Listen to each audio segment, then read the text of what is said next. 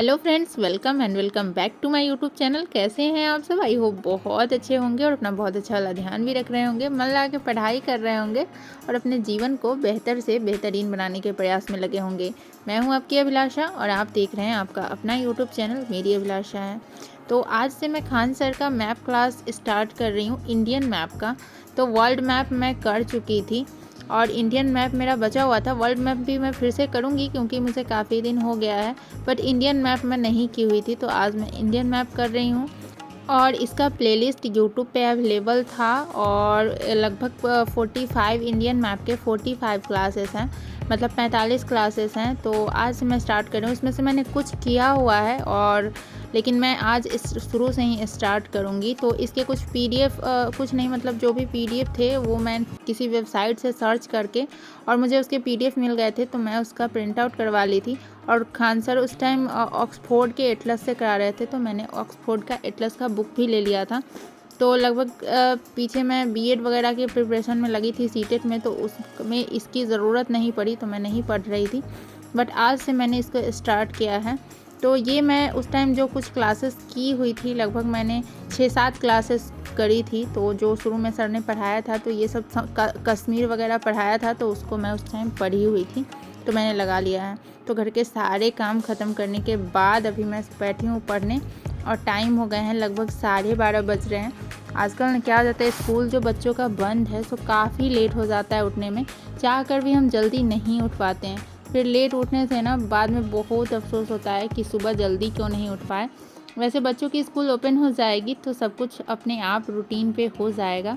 तो सुबह में लेट उठे या जल्दी उठे, हमारा काम होता है सबसे पहले उठ के किचन में ही जाना होता है। ऐसे में पता है कभी कभी ना क्या लगता है कि नहीं हो पा रहा है मुझसे, छोड़ देना चाहिए।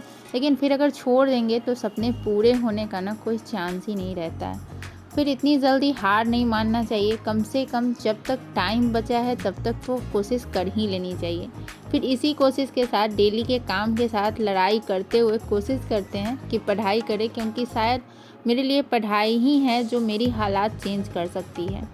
मेरे ही तरह लगभग बहुत सारी हाउसवाइफ की कहानी होगी जो शादी के बाद छोड़ देती हैं। मैंने खुद छोड़ दिया था, मुझे लगने लगा था कि मुझसे नहीं हो पाएगा। और मैं अपनी बहुत सारी फ्रेंड को भी देखती हूँ जो पढ़ने में बहुत अच्छी थी, लेकिन शादी के बाद उन्होंने पढ़ाई छोड़ दिया। वो नहीं संभाल पाई सब कुछ, घर और पढ़ाई को मैनेज नहीं कर पाई। लेकिन मैं पढ़ाई छोड़ने के बाद हमेशा गिल्ट में रहती थी। लेकिन फिर भी मैंने अपनी गलतियों को सुधारा और फिर से अपनी पढ़ाई स्टार्ट करी, क्योंकि मैं अपने सपनों को भूली नहीं थी। बस कुछ हालात ऐसे हो गए शादी के बाद कि मैं डिप्रेशन में चली गई, लेकिन खुद ही धीरे धीरे उससे बाहर भी निकली, क्योंकि मुझे अपनी कहानी लिखनी है अपने तरीके से। और अब फिर से एक विश्वास हो गया है कि कभी ना कभी मेरा टाइम आएगा और जब मेरा और मेरे मम्मी पापा का सपना पूरा हो जाएगा। क्योंकि हर माता पिता ना अपने बच्चों पे सिर्फ पैसा ही नहीं, पैसा के साथ बहुत कुछ इन्वेस्ट करते हैं और कहीं ना कहीं बच्चों के साथ उनका भी सपना जुड़ा रहता है कि उनके बच्चे सक्सेसफुल हो जाएं। वैसे ही मेरे मम्मी पापा का भी मेरे से सपना जुड़ा हुआ है उनका, कि मैं भी कहीं सेटल हो जाऊं। वैसे तो ज़्यादातर होता है कि लड़की की शादी अगर हो गई है और अगर वो कहीं पे जॉब वगैरह नहीं कर रही है तो उसको घर ही संभालना है, सभी ऐसा सोचते हैं। बट मेरे सिचुएशन में ना था कि लोग समझने लगे थे कि मैं सिर्फ घर ही संभाल सकती हूँ, मेरे में वो कैपेबिलिटी नहीं है कि मैं पढ़ाई भी कर सकती हूँ। एक लोगों को गलत फहमी हो जाती है ना, क्योंकि मेरी शादी थोड़ी कम एज में हो गई थी, इसलिए तो मुझे लगा कि इस सोच को चैलेंज किया जाए। क्योंकि बहुत सारे लोग संघर्ष करके शादी के बाद भी कोई ना कोई मुकाम पे पहुंच जाते हैं मेहनत करके।